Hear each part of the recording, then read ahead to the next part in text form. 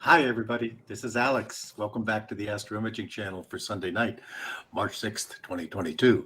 We're going to have a good show tonight. We know we're going to have a good show tonight because Ron is here. Ron's a PixInsight ambassador and a lovely person, incidentally. And we did make him put his guitar away, but he will still be presenting us a wonderful program where he's going to be talking about temporarily removing the stars from your image so that you can go ahead and show and process other things. And I'm not gonna tell you all about that because that's his rights to do all that stuff.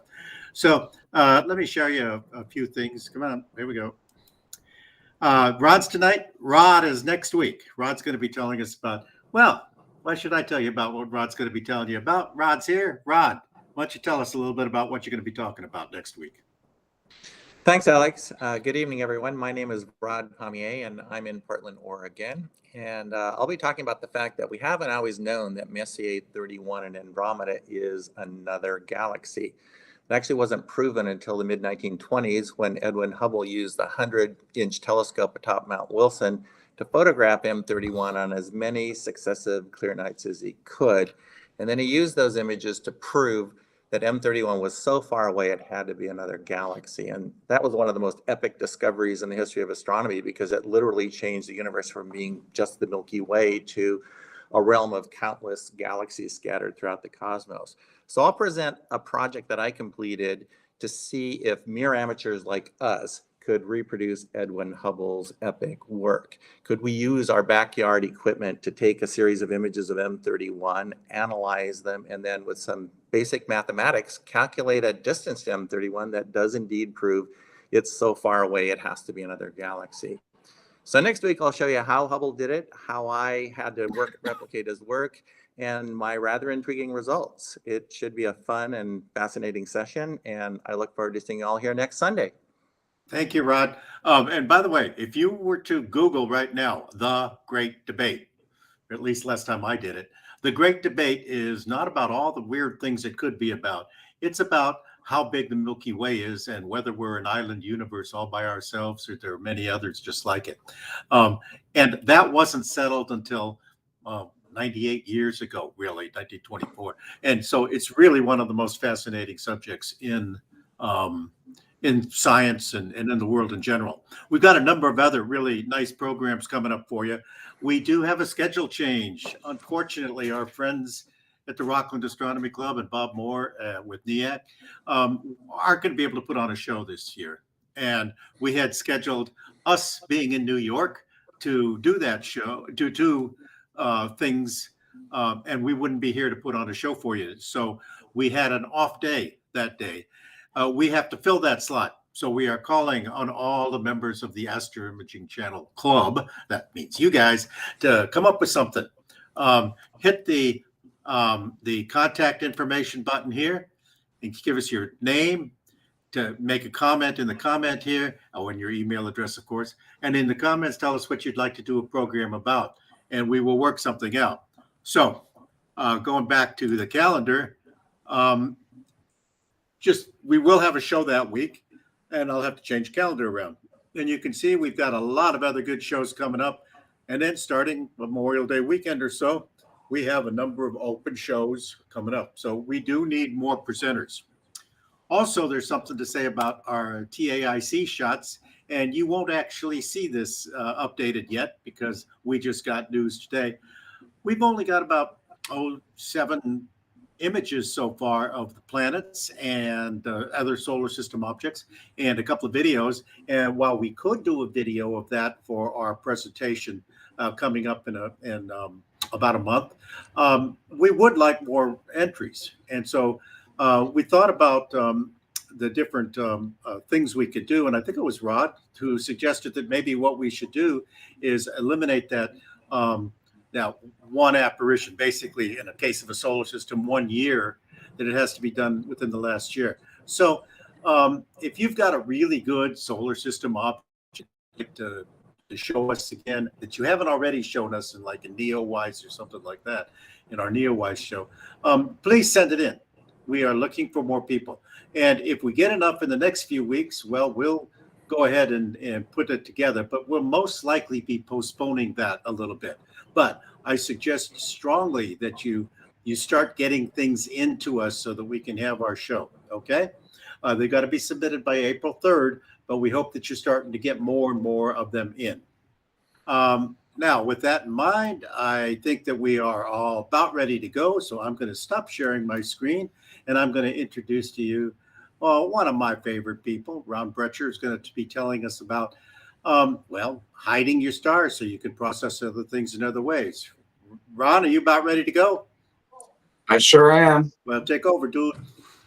Okay, so once I share my screen, I'm just going to ask you, Alex, to confirm when you can see my slideshow. Give me 1 second. We're close. Yeah. No. Yep. You should see it now. Temporary star removal, and we are seeing your display screen. You might want to hide the little blurb down at the bottom to stop sharing. You know, Sure. see that there? Okay, thanks. There you are. Now, the only other thing I want to do is I want to turn off my camera. There's really no reason for you to see my monkey face while I'm talking. I do put a little picture-in-picture on the video because people like to see who's talking. But if you really don't want it, I'll take it off. That's no problem. Okay. Okay. Now, So I have a photo here with Martin Pugh's data that he provided to me, and the stars have been removed.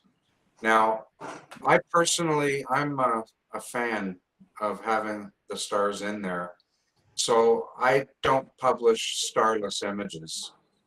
But I did practice making them, as you can see, and the techniques that I learned also taught me that there's opportunities for me to produce images with stars, but to take the stars out temporarily during processing. So that's what I want to talk about. First, I'll just introduce myself a little bit. So I've been imaging since about 2006, and I love to teach and to write. So I'm a contributing editor for Sky and Telescope, and I write for many other magazines and other types of publications, books. And most recently, I'm one of the instructors with Warren Keller at mastersofpixinsight.com, and we've been doing these workshops really since the pandemic started, live workshops about once a month, and they're really fun, kind of a real family feel to them lately, and that kind of goes along with my personality. I like doing star parties and workshops. And by the way, Alex, I confirmed with Alex just a week or two ago that I will be coming to speak at your star party in the desert, the Nightfall Star Party, at the end of October. I'm really looking forward to that. I missed being able to travel there last year. If you are involved with PixInsight, you might know about the textbook Inside PixInsight that was written by Warren Keller. I was the technical reviewer for both of those, and I'm a PixInsight ambassador. And if you want to make contact with me, either for private sessions or just to talk about anything that I covered tonight, my contact information is here at rbrecher@rogers.com. So what I want to talk about tonight is what is the problem, first of all, that I'm trying to talk about and solve in this presentation. And then I'm going to show you the traditional way to select and protect stars in processing. And then the new way that I've been using, which is to temporarily remove the stars. And I don't think it's just new. I think it's better. And I'm not going to actually have time to show you the traditional way, but I think you'll be really impressed by what we can do with the new method. So I'll demonstrate that, and then there should be time for some Q&A afterwards. So what's the problem we're trying to solve? Well, the fact is that stars need protection. They're different than most of the other things in your deep sky images. So most pixels in your deep sky images are very dark, and they need to be brightened a lot to be visible. Stars, on the other hand, are relatively small and they're very bright to start with, so they're easily damaged by overstretching, which can make them get bloated. And when you do noise reduction steps, the tiny stars can get misclassified as noise, and so they can disappear altogether or get softer. And when you go to sharpen, stars being quite contrasty, the edges of stars are quite contrasty, those tend to get sharpened, so you can get hard edges and blown out cores in your stars. So that's the main reason why stars need protection. And it's just easier to make effective, efficient masks from starless images, because you can isolate background or deep sky objects without impacting stars. So that's an overview of the problem that we're trying to solve, is make sure that the stars don't get damaged when we're doing things to other parts of our image. So here's the traditional way that we would protect the stars. We would make a mask, and in this case, I'm showing the stars through the mask that I've made. If I was going to protect the stars, I would invert this mask so the stars would turn red and everything else would be visible. Basically, I used this method for many years. I've switched over to the starless method now, but I did use this method for many years, but a lot of people find that masks are difficult to make. And in the case of star mask, the two main challenges are that it's hard to get bright and dim stars to go in the same mask. And second of all, sometimes the mask, so the stars in the mask are bigger than the stars in the image. And you can actually, sorry, I got to get back to my slideshow again. You can actually see that here, where the dark rings around the stars are showing where the stars in the mask are bigger than the stars in the image. So those are some limitations of the previous method using star mask. The alternate method is to temporarily remove the stars, like I have done on the image on the left. Apply a whole bunch of processing steps, and then put the stars back in near the end. So that's what I'm going to try to demonstrate for you in a couple of minutes. There's a couple of main star removal tools in the most commonly used software. That would be PixInsight and Photoshop. StarNet 2 is their standalone and PixInsight installations, and it runs on Windows and Mac. Note that StarNet 2 is not part of the standard PI installation. There is a version of StarNet, the original version, in PI, but StarNet 2 is much better. And you can get a huge speed boost. This is a very time-intensive process, but you can get a big speed boost if you happen to have an NVIDIA graphics card and you followed the instructions to enable the CUDA cores. StarNet 2 is free software. It's a plugin. I use it as a plugin for PixInsight, and it's free. More just recently, I guess, Star Exterminator was put out by Russell Croman. You might remember Gradient Exterminator. That was a plugin for Photoshop. Well, Russell has now produced Star Exterminator. It produces excellent results. It works in PixInsight and Photoshop. There's a free trial, after which it costs $59.95. I have not personally used Star Exterminator, but I know people who've used StarNet 2 and Star Exterminator, and they produce comparable results, according to those friends of mine. So now I'm going to switch windows here and go to my PixInsight screen, which you should see now. And this is the image that we're basically going to start with. I'm not going to process the whole image for you, but I am going to just quickly walk you through what I would do to this image before taking out the stars, and then what I would do after taking out the stars when they go back in. These icons on the right-hand side of my screen, they really outline my workflow from top to bottom. And the linear part of the workflow, I'm just working on a luminance image right here. The linear part of the workflow would be to crop this image if necessary, which I'm not going to do right now. Dynamic background extraction, which is going to take care of this gradient. So dynamic background extraction, I can open up the steps that I went through here. There was my initial crop. So we'll just apply these steps one at a time. So here's my initial crop.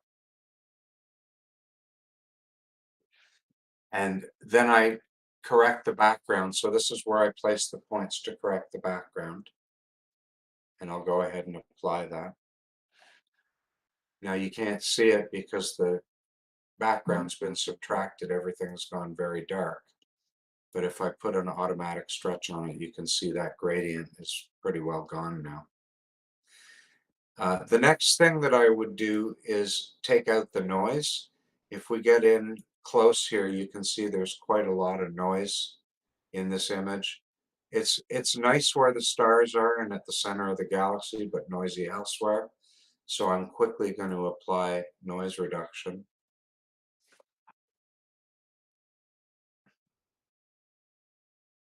I'm just doing it on the preview right now. I would dial in my settings. I did this before the session tonight, obviously, so that you didn't have to watch me dialing in all the settings. Maybe that's a topic for another night. Actually, I'll be talking about noise reduction when I come out to California in the fall. But these settings here produce this very nice result. And I'm going to zoom right in. This is after compared to before. And hopefully you can see that's quite a nice result. So I'll go ahead and apply it to the main image. Now, all of these steps that I've done so far have been done on the image while it's still in the linear state. I've just taken the auto stretch off. You can see the image is very, very dark with just a few bright specks in it. That's because right now there's still a linear relationship between the number of photons that hit each pixel and how bright each pixel is. I'm about to change that, and the tool I use to do that transformation is histogram transformation. And you can see the nonlinear stretch that's going to be applied. It's showing in the bottom window. The dark tones are being stretched much more than the bright tones. And we're going to get a histogram that looks like the top window when I apply this. Here's what it'll look like. That's the preview. And I like how that looks. The background's not too dark. So I'll go ahead and apply it. Now, at this point, this image is no longer linear. There's no longer a linear relationship between the brightness of a pixel and how many photons hit that pixel.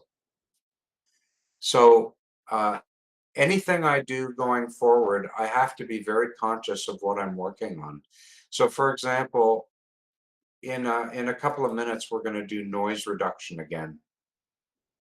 And what I need to do is I need to protect the stars and I need to protect the galaxies and apply most of the noise reduction in the background. But we already saw the problems of making masks. I could make a mask actually just by copying the image and inverting it. Control I inverts an image.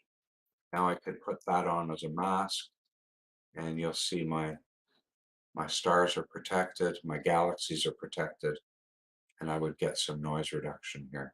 That's the way I've been doing it for years. But it's not perfect. That noise reduction still gets through to the edges of the stars and damages them. So instead of that, I'm going to do something different. I'm going to use StarNet 2. So StarNet 2 is, so the first question is, when do you use it? I use it right after stretching. By the way, sometimes I would have already combined this lightness, this luminance image, with an RGB color base. I have one that I'm going to show you later on that I just threw together literally in 5 minutes a couple of nights ago. But for now, I didn't really want to distract the discussion with color. I just want to focus on what you can do once the stars are gone. So we'll bring up StarNet. Here it is here. I'm going to double click there to bring it up. And the new StarNet 2 is a little simpler than the old StarNet 1. StarNet is right there. There's the old StarNet 1. Doesn't produce as nice a result. This, as I said, has to be downloaded and installed manually, and I gave a link for how to do that. If we go ahead and apply this, it's going to run really fast because I've set my computer up to use my graphics card. This used to take 4 minutes on an image this size. This image is about 8,000 pixels wide. And there's the star mask. I had the create star mask button clicked. I'm going to close that. This has a boosted auto stretch or an auto stretch on it. You can tell from the green line here. I'm just going to turn that off. And there's all the stars that got removed. Okay, I'm just going to tuck this away. Actually, you know what? I'll just for simplicity, I'll use the one that I made earlier. Here it is. It's exactly the same. It's just got a simpler name, star mask. Okay, so here's my starless image, and look how nice that looks. We can zoom right in. It really did a nice job. Now we can see, though, a couple of problems. Number one, there's some detail abstract. Also, you can see there's some kind of gray modeling here, this noise here. Well, TGV denoise to the rescue. The other galaxy also is looking nice, but oops, I'm sorry.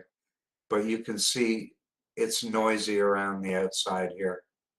In fact, the background almost looks nicer than the galaxy. Maybe I didn't do enough noise reduction in this step, the multi-scale linear transform step. But anyway, TGV to the rescue, as I said, so I'm going to bring up TGV denoise and go ahead and apply it. And it should take care of all that noise really nicely.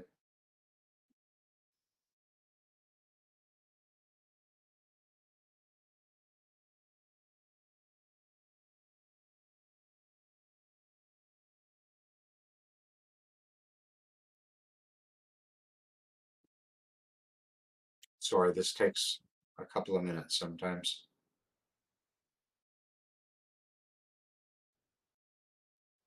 The very large image, and this is a very slow process. Maybe this would be a good time to see if there's any questions. I don't see any yet, Ron. Okay. Well, Wait a minute. Wait. I think Zach has a few questions. I think actually they may have been answered but I think it needs a little bit more discussion. Yeah. You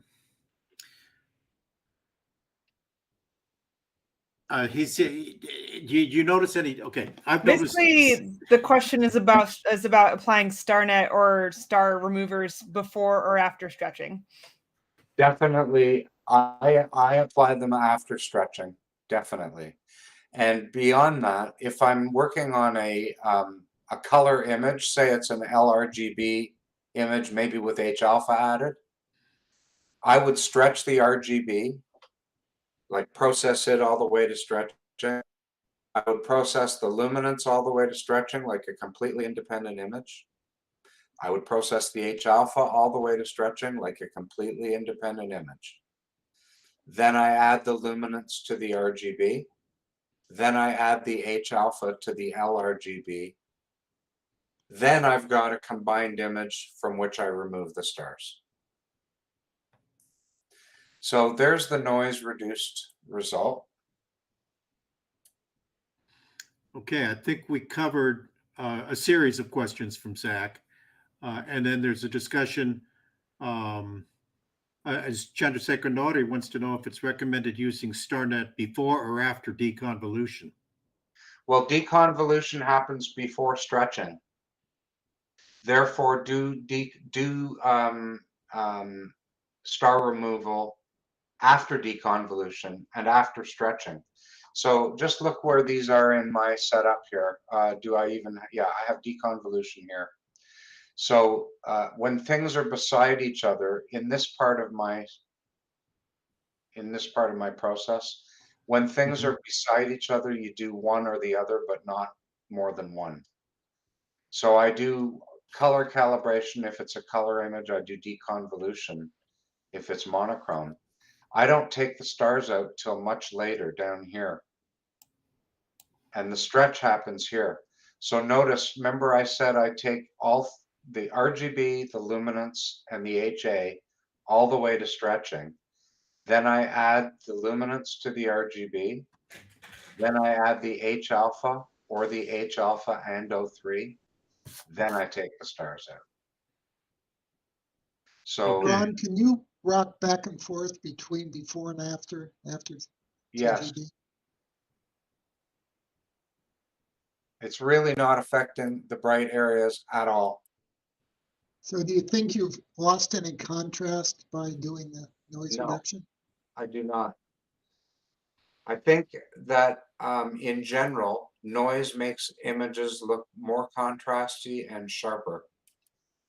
And anything that you may perceive that I've lost here, I will recover in a couple of steps.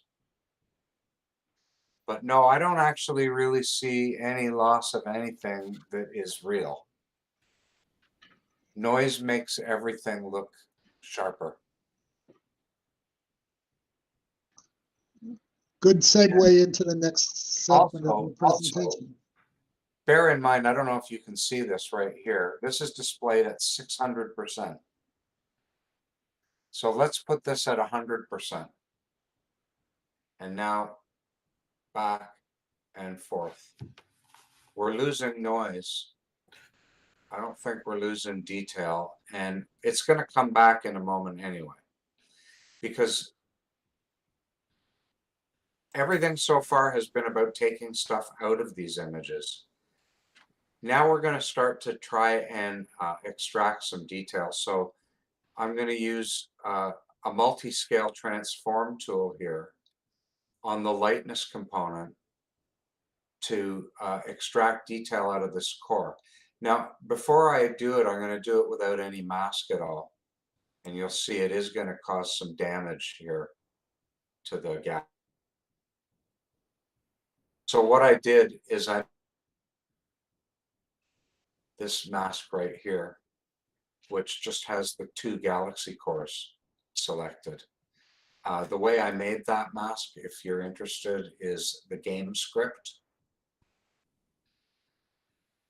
And you can add ellipses in regions that you want to select in the mask. You can make up to 6 different types of mask. You can adjust the size and shape of the ellipse. You can also put polygons in, multi-point selections. It's a great mask making tool. I'm not going to continue with it right now, but that's how I made the mask that I'm going to put on there right now, which is, it's called HDR mask. So I'll put it on. It's right here. And you'll see the only, a mask is kind of like a stencil where the red is blocking the paint. So what I do is only going to go through in these little galaxy cores. So let me just take a preview and show you in preview what's going to happen. I'll make the mask invisible and zoom in. When I apply this, it's going to compress that core and extract some nice detail for us. So there we go. Let's go ahead and do it. And it's going to do it nicely to the other galaxy too. The entire rest of the image is protected. Okay, I'll take the mask off now.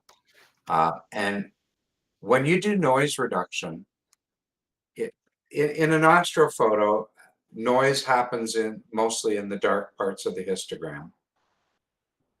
And when you've done noise reduction, histograms get taller and skinnier because noise is really a situation where some of the dark pixels are darker than they should be and some are brighter than they should be. When you do the noise reduction and smooth that out, some of the dark pixels brighten, some of the bright pixels darken. So you end up with a bigger region on the side here, and you can close that up. So starting like this is where we started after all the noise reduction. And I'll show you a real-time preview of this. And here's where I want to go to. So you can see we're darkening the background a little and boosting the galaxy a little, so getting a little more contrast. And I think that's actually quite attractive there. It's bringing out some more of this spiral detail. Okay, so if I'm happy with it, I'll go ahead and apply it. And again, because the stars are out of this image, I don't really need to worry about whether they got blown out. There's really no saturated pixels here, except at the very cores of these galaxies. Excuse me. And I wasn't moving the white point slider at all. They didn't get any brighter. So then the next thing I'm going to do, I made a mask for sharpening. I used the same tool, the same sort of idea. Oh, no, I didn't. You know what I did to make the sharpen mask? I cloned my image. And then I boosted the contrast. And then I stamped out the stars, the remaining stars. So that's how I made this mask that I can use for sharpening. And I can also use it for local histogram equalization, which is going to give me a contrast boost. So let's put this mask in place. Remember, white selects, black protects, like a stencil. It shows red once it's in place. You can see where I'm going to sharpen. Actually, I'm not sharpening right now. I'm just doing the local histogram equalization. So first I'm going to do those very small scales. And I don't know if you could see much happen there. This is after right now. Before, after, before, after. I often say, if you can see what I did too much. So I use very little of these effects. If I wanted to make this really powerful, now you can really see it, what I've done, but it's going to start to generate really obvious artifacts. So I prefer something much lower. Even that's on the high side. But it is doing a nice job enhancing the contrast in a realistic looking sort of way. So I'll go ahead and apply it. And then with the same mask in place, I'm going to do it again at a much larger scale of 150 pixels. And again, let's look at this preview. And I'll show you what that looks like when it's completely maxed out. It really brightens up the galaxy. But again, looks unrealistic and it's blowing out the core. I think something more like 25. What did I choose? 20 is where I settled, is a much more realistic before, after, just a slight boost. And with the same mask in place, now I'm going to do some sharpening. This is a multi-scale sharpening tool. So the image gets broken down into layers. Most of us are old enough, I'm afraid to say, to remember the days when JPEGs used to download on our computers over telephone modems. And they used to come in layers. Usually they'd come in with the largest layer first, the residual layer. And Ron, then, yes. over on YouTube, they've asked that could you pause when you go back and forth for a few seconds and allow the YouTube to kind of catch up. It's a little bit slower than the live broadcast.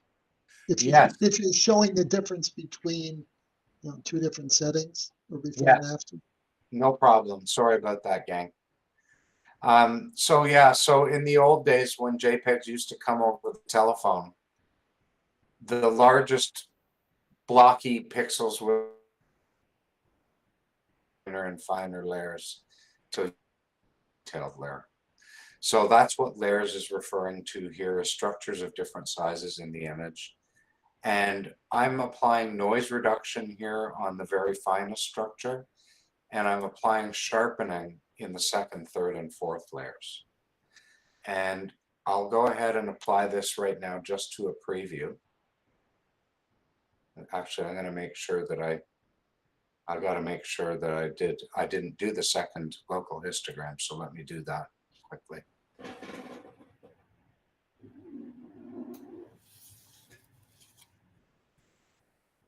Okay. All right. So now I can show you the effect of this sharpening tool.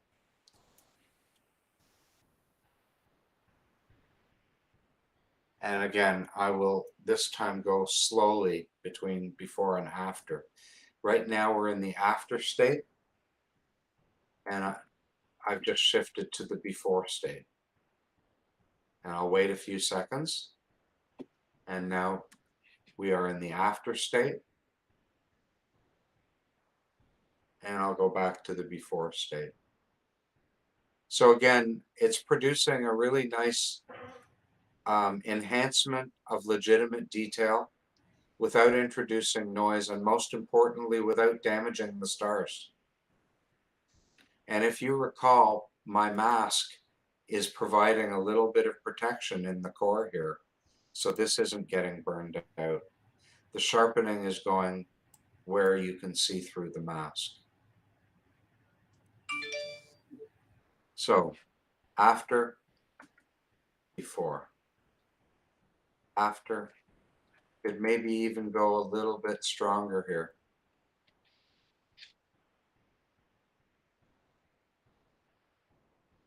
Yeah, that doesn't look bad to me at all. Okay, so when you've dialed in the settings for the sharpening, now remember, if the stars had been in this image, first of all, they would have been softened by noise reduction. We might have lost the smallest stars. Then we would have done local histogram equalization. If our masks weren't perfect, they would have been, local histogram equalization would have detected the edges of the stars and made them more contrasty. Then when we did the sharpening, we would have made hard edges on our stars potentially and brightened their cores. So all of those things could have happened so far if the stars were in there, but they weren't. And now I made another mask here with TGV, sorry, with the, I made this with the game script. And I'm going to put that in place and just do a curve on these galaxies to brighten them up a little bit. And again, let's look at it in preview. So I'll go out a little bit. So this is after and before. After and before. And so now If I think I like it, I'm going to go ahead and apply it. And I've boosted galaxies, but nothing else. And so now, after all of that stuff, it's time to put the stars back. And it's really just a straight addition without a mask. I'll show you on a preview first. I'm using pixel math here. And I'll just add some spaces to make it easier for you to read the expression. What it says is $T, which that's a special symbol for the target image, which is this image that we're looking at. $T plus star mask. What is star mask? Star mask is the image made when we remove the stars. So I'll tuck it away again.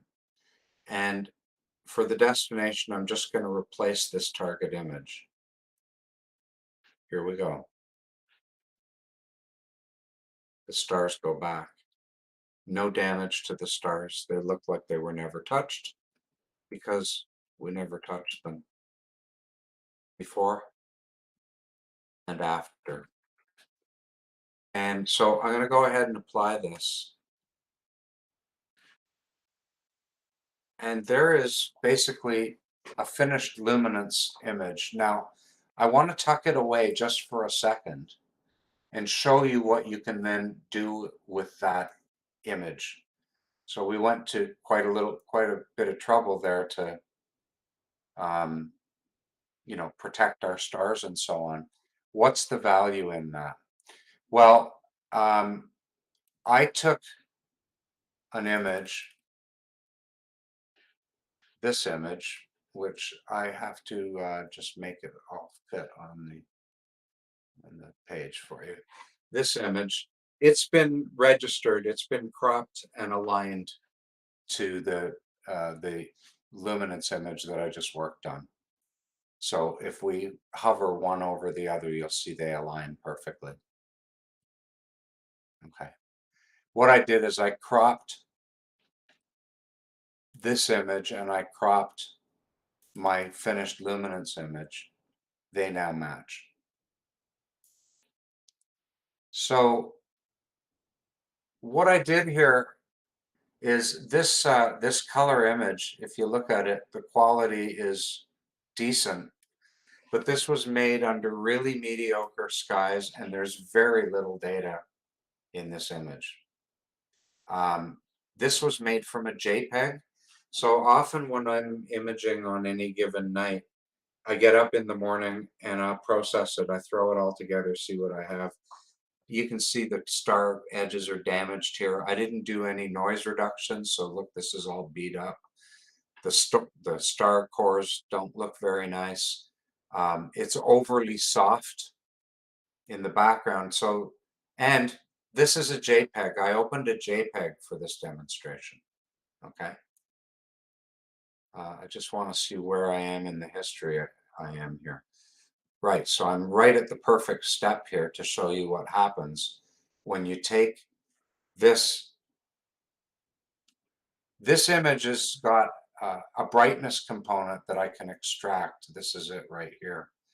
I've just clicked on this extract lightness button. This is the lightness component of this image. I'm going to replace that lightness component with our high quality lightness. So here we go. Boom. Let's go in close. There's after, before, after, before. So this has a lot to do with when I work with students, I try to get them to think in the LAB color space. So normally we think in the RGB color space. R is the red channel, G green, B is blue, and so on. But there's multiple different ways that you can break an image down into 3 parts. And one of them is called LAB. It's really the way your eye and brain work in simple terms.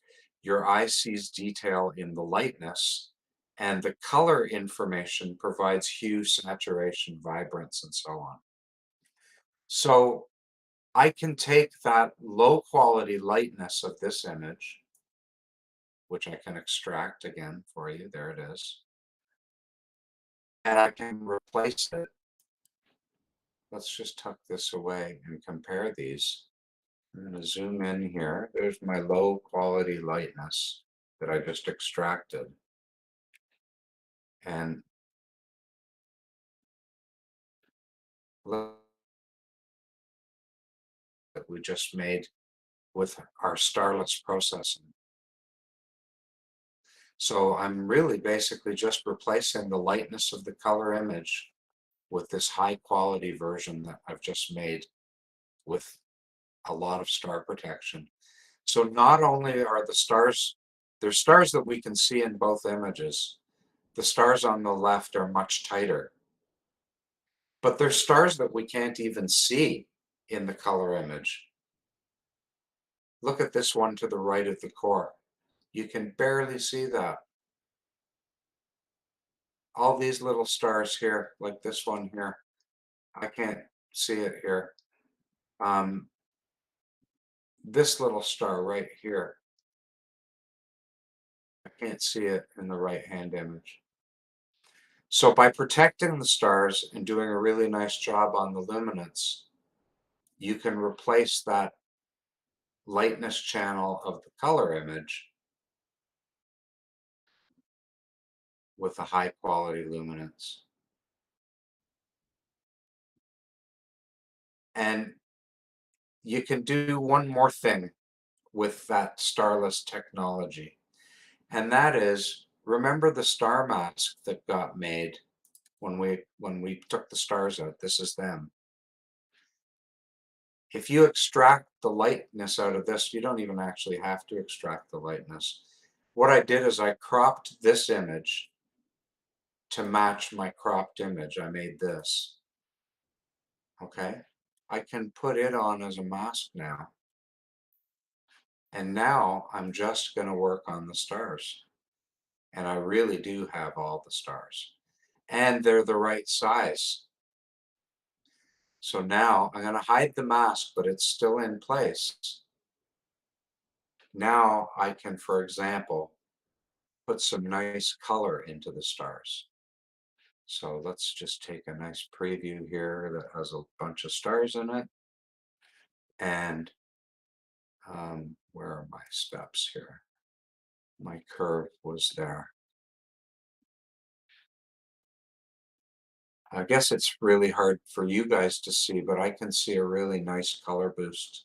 That's after and before. I'm sure it's very challenging for you guys to see, but I'm seeing a really nice color boost in the stars and nothing happening in the galaxy.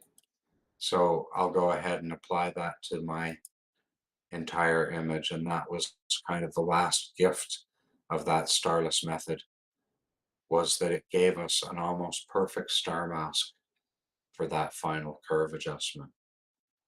So that takes me to the end of my presentation. And so what I think I'm going to do is stop sharing my screen, for now at least, and see if there's questions. Actually, we have some questions kind of piling up and waiting for a moment.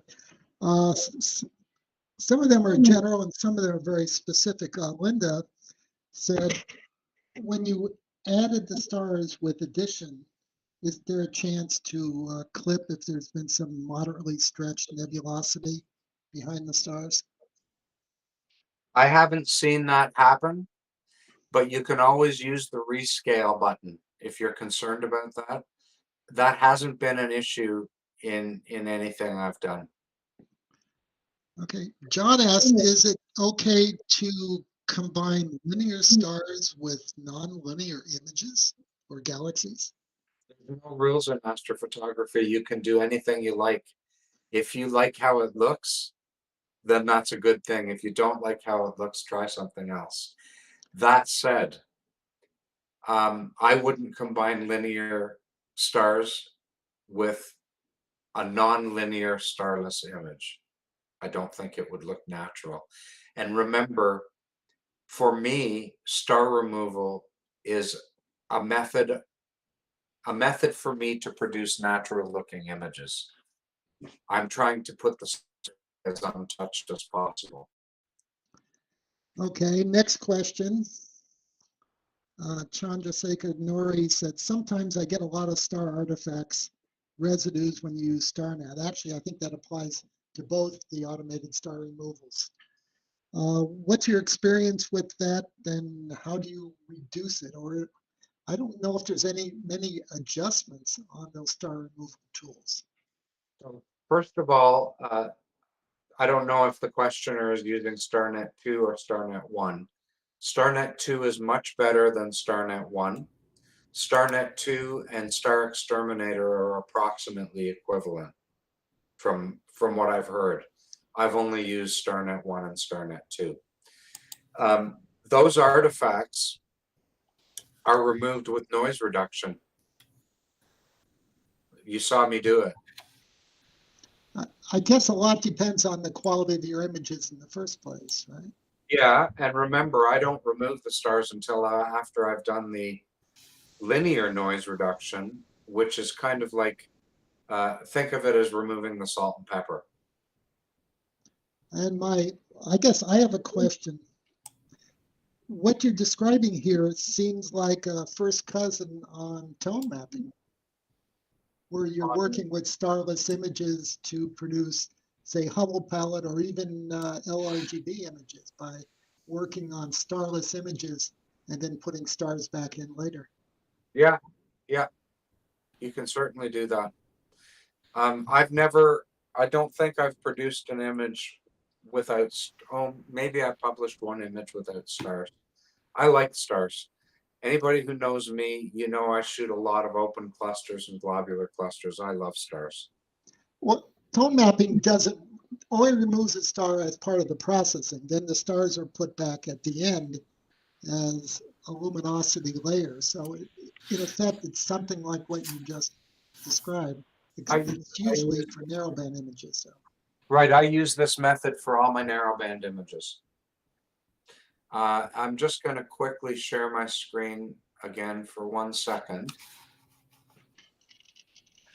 And I have to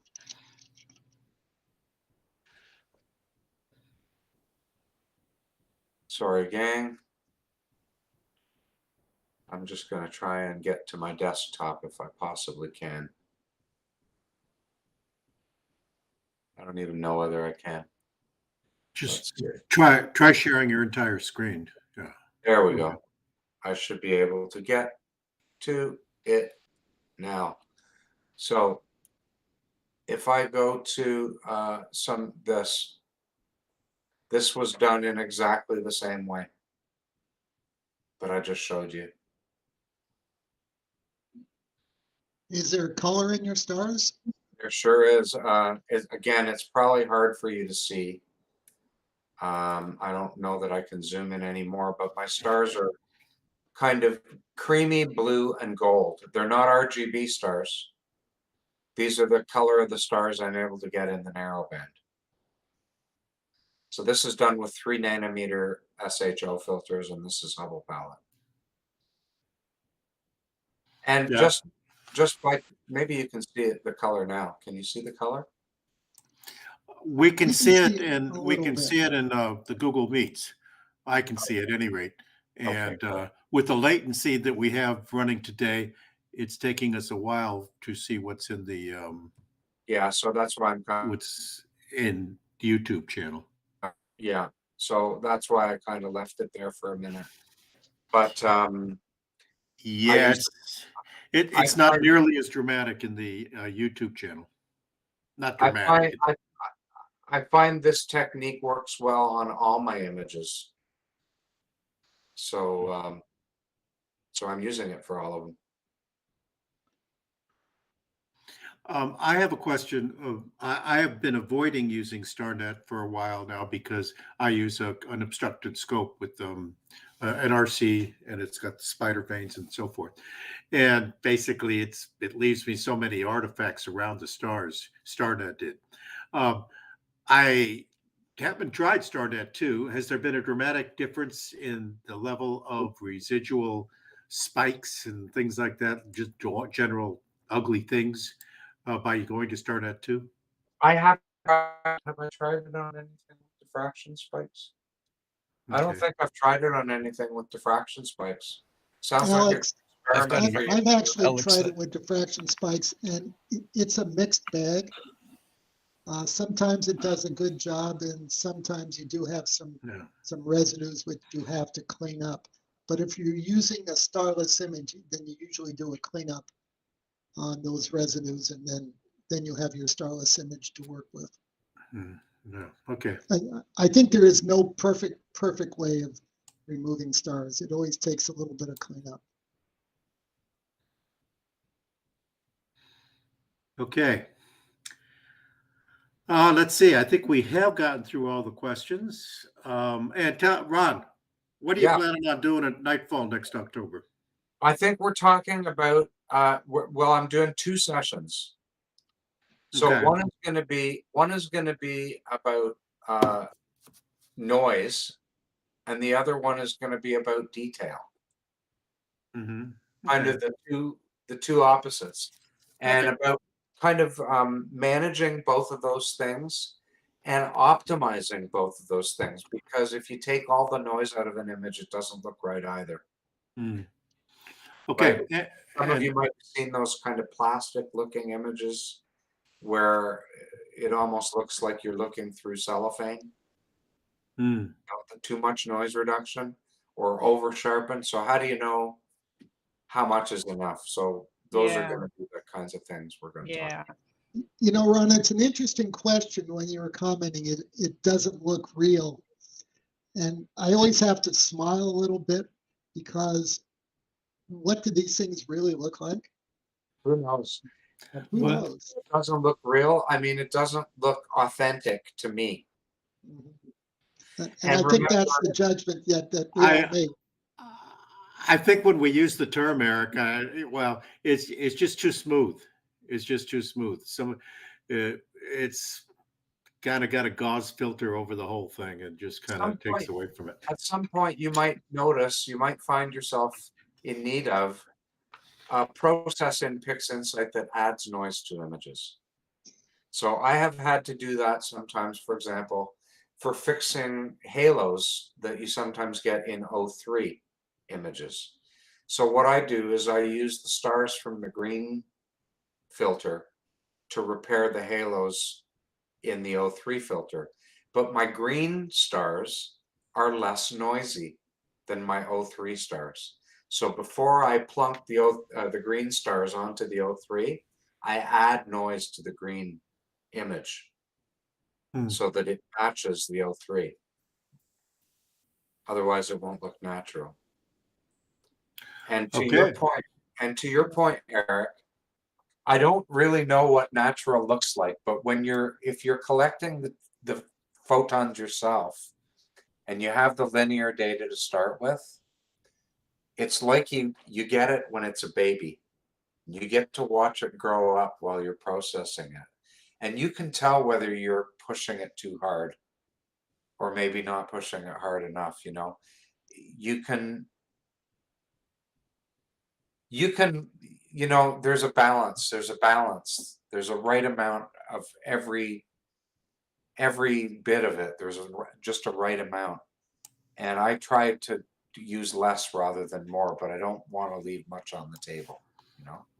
Well, I think I have to quote one of our club members that says, if you were standing right next to any of these objects, you wouldn't see anything. No. Is that the blind guy you got in the club? Yeah, well, he's actually not blind, but I could say other things about him. But we're all making judgments as to what this looks like and what we'd like it to look like. Yeah, and for me, I'm kind of mostly my pictures are looked at by people who don't know anything about astronomy. So what I'm trying to do is, as fairly as I can, present all of the objects in the image in a way that doesn't look garish or cartoonish, But I don't know if it's realistic. Who knows? Okay. I think we've got all the questions. I think we got everything in here. Is there anything else we need to do? Then we're going to get ready for Rod for next. He's going to take us into the great debate next week. Tell us how we can, or how he measured the distance to M31. So see you all again next week, everybody. Thanks for being here, Ron. It was a great show as always. See you up at AIC, I trust, coming up in a couple of months. So bye, everybody. Nice having you here. Good night. Ron, you're muted. Oh, I said thank you, everybody. I don't think I am coming to AIC, I'm afraid. Oh, no. Aw. But I'll be at Nightfall. Rod, or yeah, I should tell you, Rod. I remember I said I was going to come up visit you in Canada last week. Yeah. They kicked us out. They wouldn't let us in. So I missed it. Well, finally, they got some sense. Oh, I was going to make that joke for The show is over. The show is over. The show is over. Would you like me The to play show the is outro, over. Alex? No, I think we're still live. Molly, you gonna take us out? Yep, I'm gonna take you out now. Bye. Good night. Good night, everyone.